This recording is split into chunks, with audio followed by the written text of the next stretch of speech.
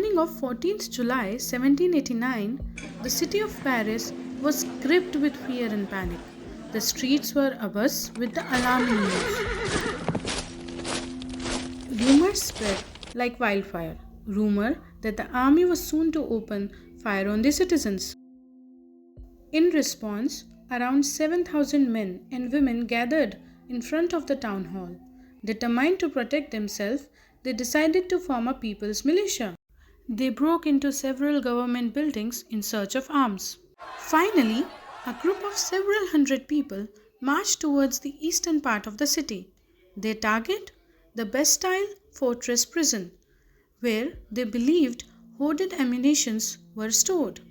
In the armed confrontation that followed, the commander of the Bastille was killed, and the prisoners were released, though there were only 7 of them. Yet, the Bastille was hated by all, for it stood as a symbol of king's despotic power. The people demolished the fort, and its stone fragments were sold in the market as souvenirs. In the days that followed, riots broke out across the Paris and the countryside. Most people protested against the unbearable high prices for the bread.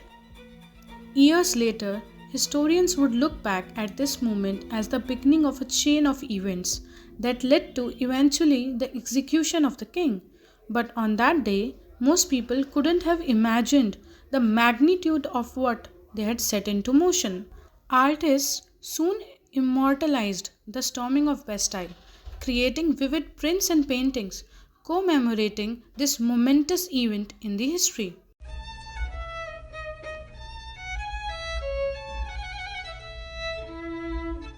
In 1774, Louis XVI of the Bourbon family ascended the throne of France at the age of just 20. He was married to the Austrian princess Marie Antoinette. However, he inherited a nation in crisis with an empty treasury and mounting debt.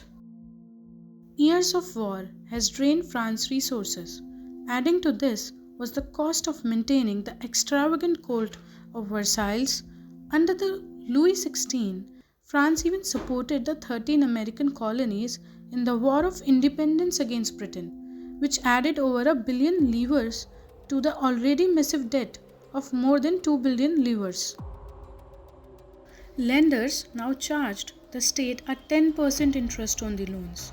The French government had to spend a significant portion of its budget just on interest payments, leaving little for the essential expenses like the army, universities, and the government offices.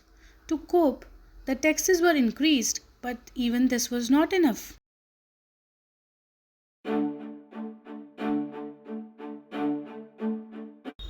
French society in the 18th century was divided into 3 states. The first state was the clergy, the second was the nobility, and the third state consisted of everyone else, including peasants, workers, and the middle class.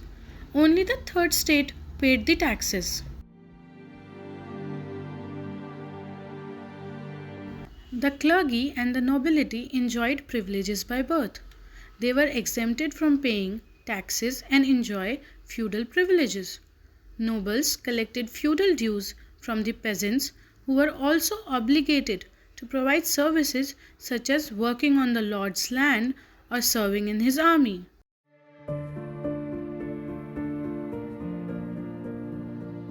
The church too extracted taxes from the peasants in the form of tithes.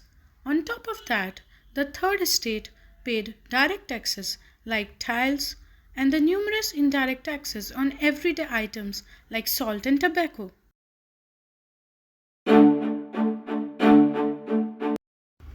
Peasants made up to 90% of the population, but most of them did not own the land they cultivated.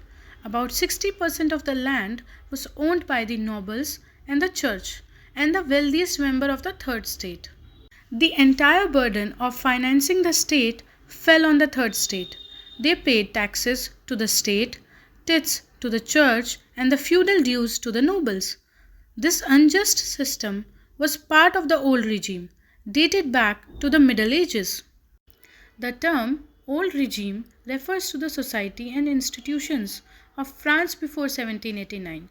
This feudal structure, along with the immense financial burden on the third state, sowed the seed of discontent that would later ignite the French Revolution.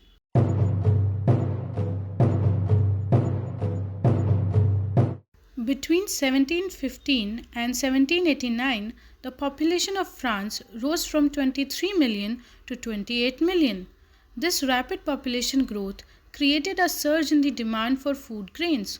However, the grain production could not keep up, leading to a sharp increase in the price of bread, the staple diet for the majority of population. Most workers were employed as laborers in workshops where wages were fixed by the owners. However, wages did not rise to match the increased price. This gap between the rich and the poor widened further, leaving the workers and the peasants in extreme distress. Whenever droughts or hailstorms reduced the harvest, things became even worse. The people faced crises which occurred frequently during the old regime.